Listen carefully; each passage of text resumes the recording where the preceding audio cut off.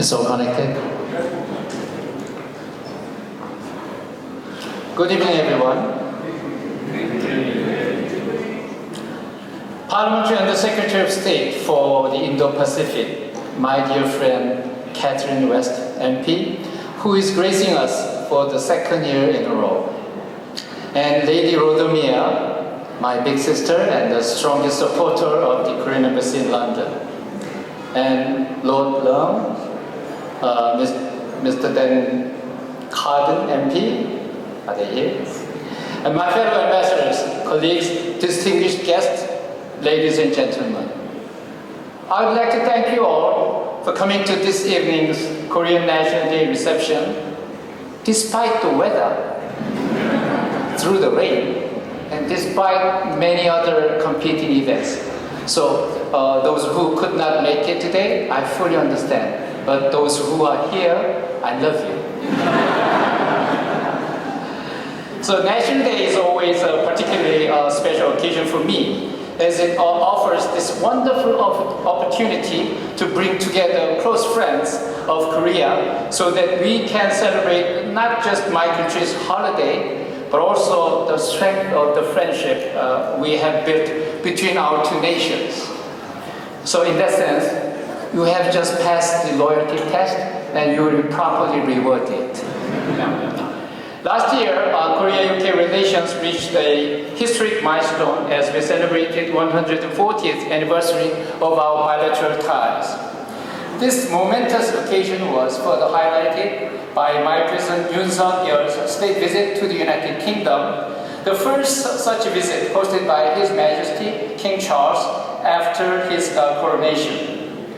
During the state visit, our two nations not only reaffirmed our long-standing friendship, but also elevated the relationship to a global strategic partnership. This upgrade, enshrined in the historic Downing Street Accord, has paved the way for comprehensive cooperation across various sectors, starting from foreign and defense policy coordination, defense industries collaboration, a new FTA, and science and technology cooperation. At the same time, cultural exchanges, sports, and people-to-people interactions are flourishing, strengthening the bonds between us. I now take great pride in saying that the relationship between our two nations has evolved into a de facto alliance. Will you repeat after me? De facto alliance.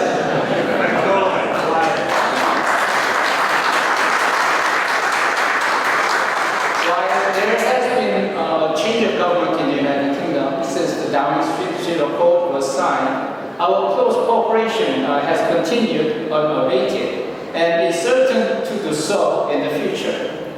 This was clearly demonstrated when our leaders met just days after the new British government was established on the occasion of the NATO summit in Washington, D.C.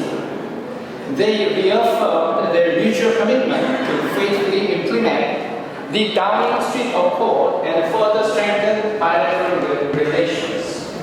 Perhaps our ties are so robust because over the past 140 years, we have successfully built an unwavering bond of friendship and trust. This was solidified during Korea's most challenging times, most importantly during the Korean War. Over 80,000 British soldiers fought valiantly to help protect our freedom and democracy. It is my honor to welcome some of them this evening.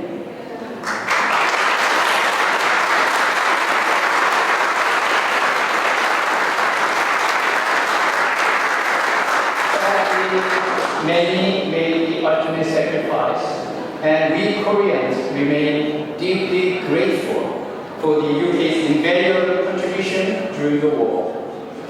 This sentiment is always close to my heart, and I'm glad to report that also to that of the royal family. In March this year, His Majesty the King and their Royal Highnesses, the Princess Royal and the Duchess of Edinburgh, welcome Korean War veterans to Buckingham Palace. to mark the 70th anniversary of the armistice and to honor their great courage. It is thanks to your bravery that Korea was able to rise from the ashes of war and become the free, prosperous, and culturally vibrant nation you see today. On behalf of the people and government of the Republic of Korea, I would like to say once again, thank you, and thank you.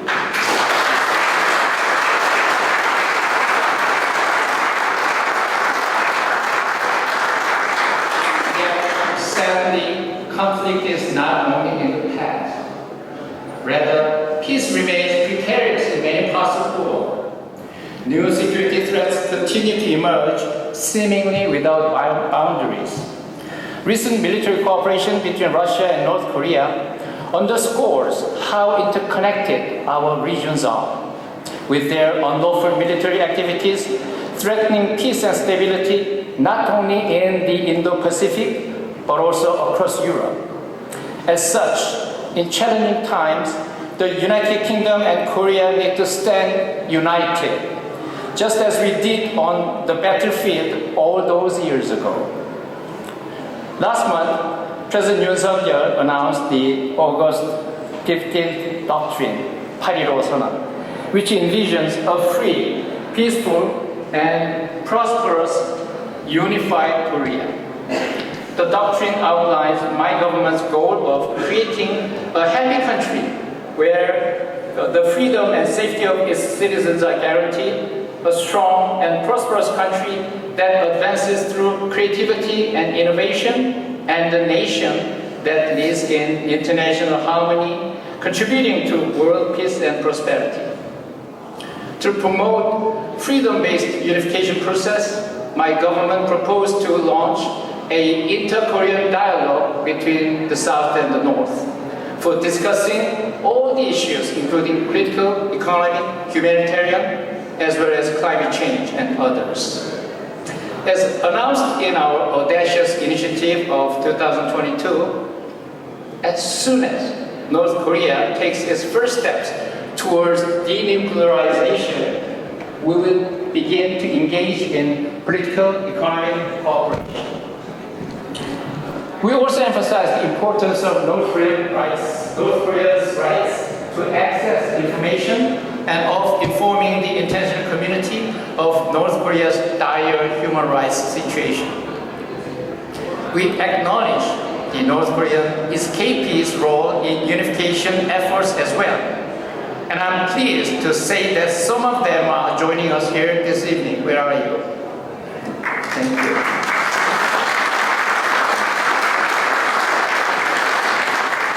Moreover, regardless of the political situation on the peninsula, we are committed to providing humanitarian assistance to the North. In pursuit of this vision, I know that Korea enjoys the support and cooperation of our close ally, the United Kingdom, as we strive to achieve these goals. Our partnership is rooted in shared universal values such as democracy, human rights, and the rule of law.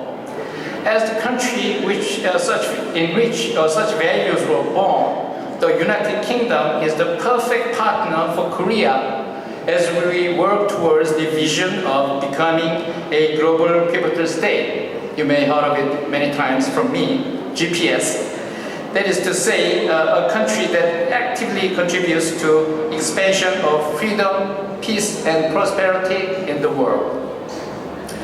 Some of you may remember the story of our National Day that I mentioned 2 years ago, the Foundation Day. The founding principle of the First Kingdom established on the Korean Peninsula in the year 2333 before Christ was spread the benefit to all humanity. So we are truly prepared to spread to the rest of the world freedom, peace, and prosperity that have benefited us so much on our path to our current status, in collaboration with our strongest partners like the United Kingdom. The new British government's priorities are well aligned with our government's own, particularly on clean energy development. Not only have Korean businesses invested heavily in the wind farming industry in the United Kingdom, we also have the bright prospect of nuclear power cooperation. On time, on budget has been my phrase to emphasize the Korean nuclear power industry's track record in precision, punctuality, and cost effectiveness. So, would you please join me and say, on time, on budget?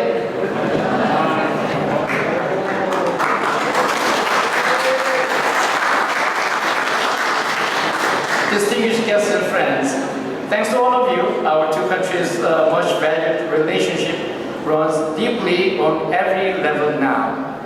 To further deepen our ties, I hope we can shortly launch a 2+2 Foreign and Defense Ministers meeting, which we agreed upon through the Downing Street Accord.